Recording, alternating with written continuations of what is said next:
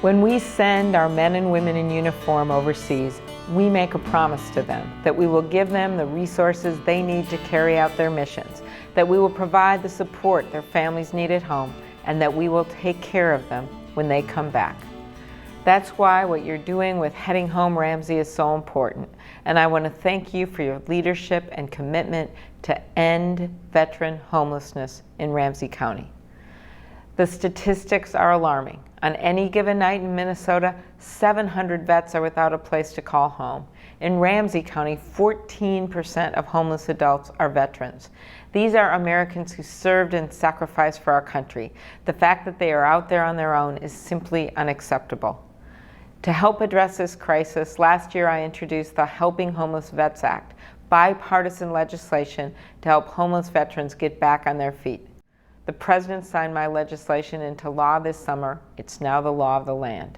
We have a goal of ending homelessness for veterans and their families by 2015.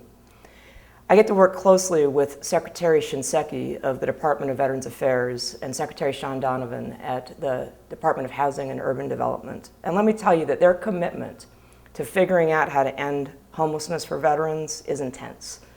They're working together, bringing their teams together to set shared goals, to use the same data to measure progress, and to really change strategies from some of the old ways of just helping veterans who showed up at the door of the VA to figuring out how to go out into communities and partner to get veterans into homes as quickly as possible.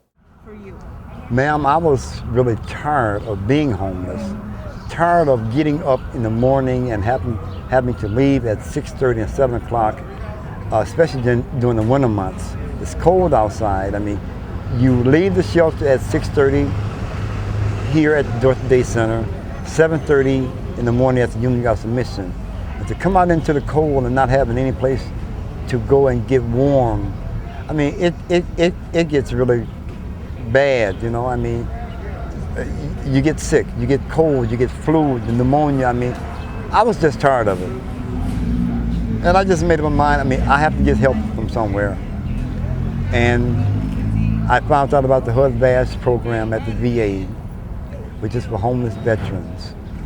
And they were able to help me get my own apartment and get resources to, you know, I mean, just to not to be homeless anymore. In the wintertime is probably the hardest for a veteran, though, being homeless, because you got to find heat and you got to find shelter, and a lot of times you get a storm. So if they could get housing for all of them, they wouldn't have to be out in that storm. Not everybody's ready for rapid rehousing. Not everybody's ready for VASH voucher. Not everybody's ready to just pay rent on their own. Sometimes people need to start in a more of a supportive setting so they can gain the skill set they need so they can be successful, still have those opportunities. It's just not the right opportunity right now. Supportive housing for our clients and this community is kind of a no-brainer. A lot of folks need supportive services. You can't just expect that folks coming out of homelessness or folks who've become homeless automatically have the skill set to maintain their housing or be able to maintain their housing. Sometimes we have to offer services such as case management, basic needs. Maybe they need budgeting services. Maybe they just need having that supportive housing available, and they're in supportive housing, so there's someone always available. Hopefully this little thing will come off today. Now what is that you're wearing? It's a bracelet for end veterans homelessness. I'm a veteran of, I was in the service between 1986 or 1985 and 1986, but I got medically discharged because I developed a seizure disorder over in Germany. So right now I'm just living here, but I go and see an apartment this afternoon. Hopefully that turns out good. Most help I got through the services here is the veterans representative that comes every Thursday morning. He got me hooked up with the Section 8 and public housing, so I got bumped up on the list and I got my voucher about 2 weeks ago. And hopefully this afternoon I'll be find out if I move in on the 1st. If people are allowed to move into a home of their own and given intensive support for as long as they need it, We're seeing incredible success housing people that maybe once upon a time people thought didn't want a home or wouldn't be able to make it in housing. So I just want you to know that in Washington, we are committed to ending veterans homelessness by 2015, but we can't do it without every community in the country helping out. I see veterans every day in this job, veterans from all eras. Vietnam veterans are the #1 population of veterans our office is serving right now. Some of that's demographic. But a lot of the veterans that I see from that era who are homeless or at risk of homelessness have been struggling with psychological issues for a really long time. I think the first step would be to speed up the process of assisting people. And that's not to say that the government or the VA or anybody else is going slow.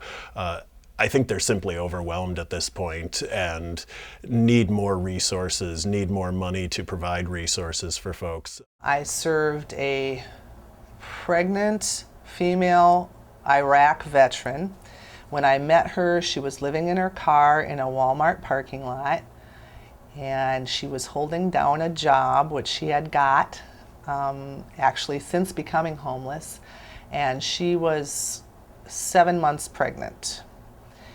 And so if you can imagine the challenge of being 7 months pregnant, living in your car, holding down a day job, and in theory, trying to find enough resources to get into housing and stabilize in housing, you can kind of get an idea of the complexity of the situations that we see. I didn't have anywhere to go, and I was tired of making the same mistakes and not knowing where to go and not having any support from people. And my probation officer from Ramsey County asked me why don't I go down to the VA and ask them.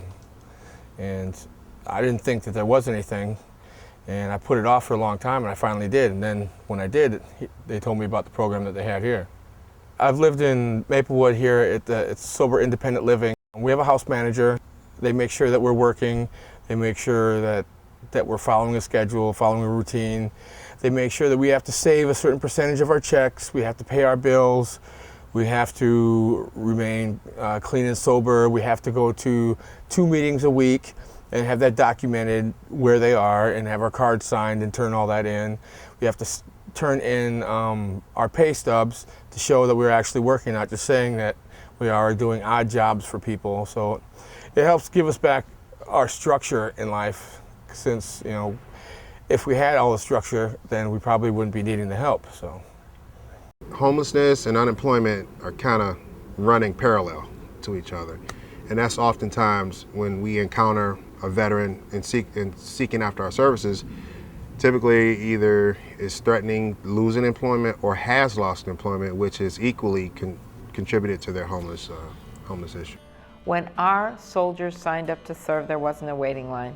And when they come back home and they need help getting a job or a home or the health benefits that they deserve, there should never be a waiting line in the United States of America.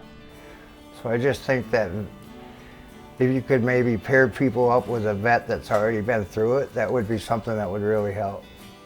I know that it's possible for us to reach the goal of ending veterans homelessness by 2015, because in the last year we saw a 12% reduction in veterans homelessness.